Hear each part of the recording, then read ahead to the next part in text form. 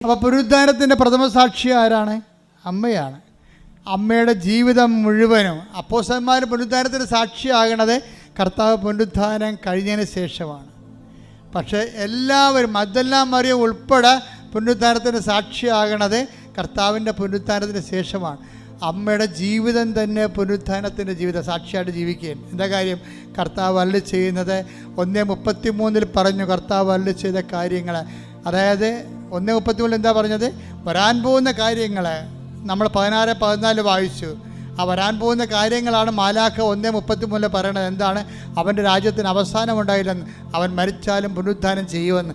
അതാണ് എലിസബത്തിൻ്റെ വീട്ടിൽ 1:45 ലൂക്ക പറയണത്. മേരി, നീ ബ്ലെസ്സഡാണ്. എന്താണ് കാരണം?